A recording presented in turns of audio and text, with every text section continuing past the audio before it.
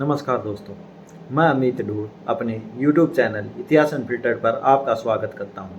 आज है 13 फरवरी और आज हम जानेंगे महाराजा सूरजमल के बारे में, जिसे इतिहासकारों द्वारा उनके साहस और उनकी बुद्धिमत्ता के कारण जाटों का प्लेटो व अफलातून की उपाधियों से सम्मानित किया गया है।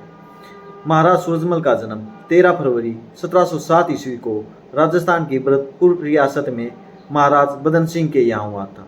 महाराज सूरजमल बचपन से ही बड़े बुद्धिमान, निडर और युद्ध नीति में विशेष रुचि रखते थे। उनसे जुड़ी कुछ वास्तुकला को समझते हैं। उन्होंने लोहगढ़ का किला बनाया। यह किला पूरे भारत में एकलौता ऐसा किला था जो अजेय माना गया था, जिसे कोई भी विदेशी या फिर स्वदेशी राज्य जीत नहीं पाए थे, जिनमें मराठा, मुगल, राजपूत और अंग्रेज आते हैं।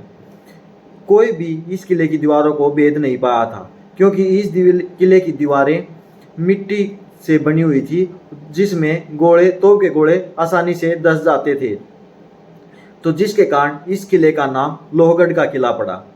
उसके बाद महाराजा सूरजमल ने अपनी राजधानी को भरतपुर से डीग स्थानांतरित किया और डीग में एक महल बनवाया।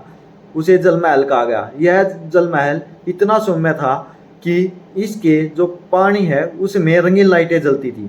यह उस समय की वास्तुकला का एक बहुत ही अच्छा उदाहरण था। और महाराजा सूरजमल की वास्तुकला में राजपूत और मुगल दोनों कलाओं का समावेश दिखाई देता है।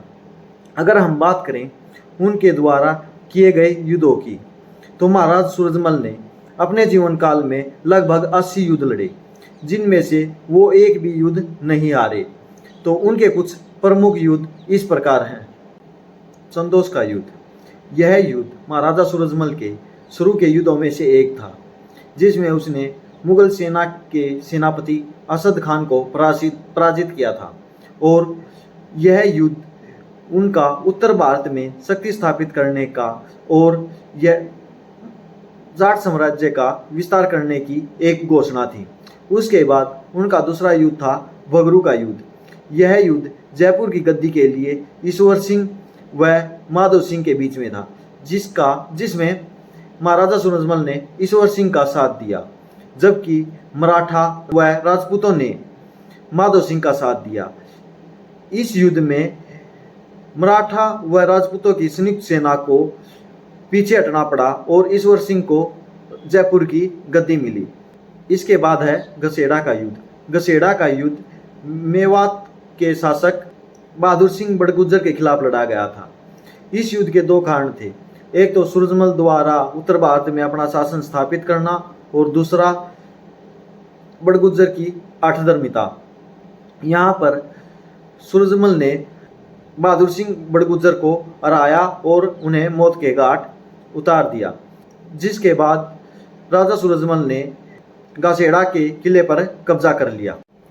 इसके बाद है कुम्हेरी की घेराबंदी। मराठा पेशवा के भाई रघुनाथ राव व मल्हार होलकर ने मिलकर सूरजमल के साम्राज्य को रोकने के लिए कुम्हेरी के किले में उनकी घेराबंदी की।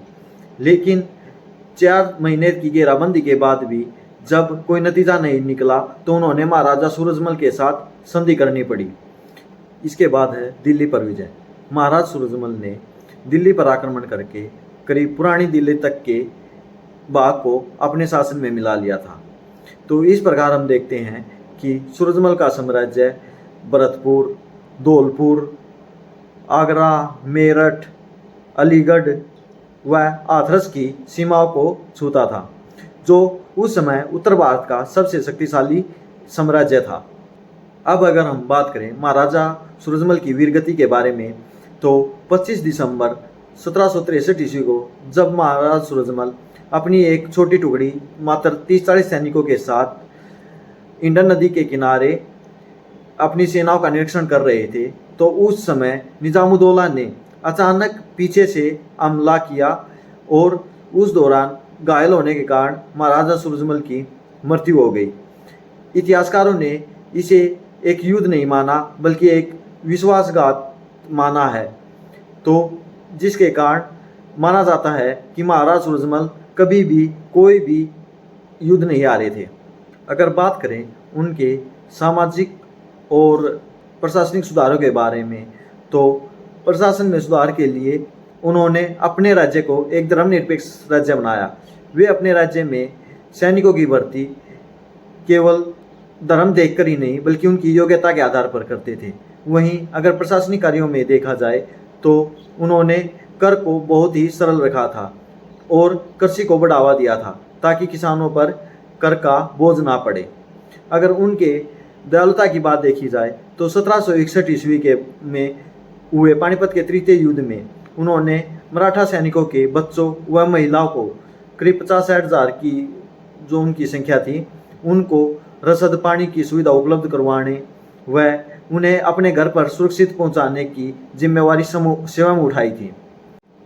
तो ये था महाराज सूरजमल के जीवन के बारे में, जिन्होंने हर क्षेत्र में अपनी भूमिका को बड़ी सहजता व बुद्धिमत्ता से निभाया। अगर वीडियो पसंद आई हो तो वीडियो को लाइक करें, शेयर करें और चैनल को सब्सक्राइब करें। Thank you.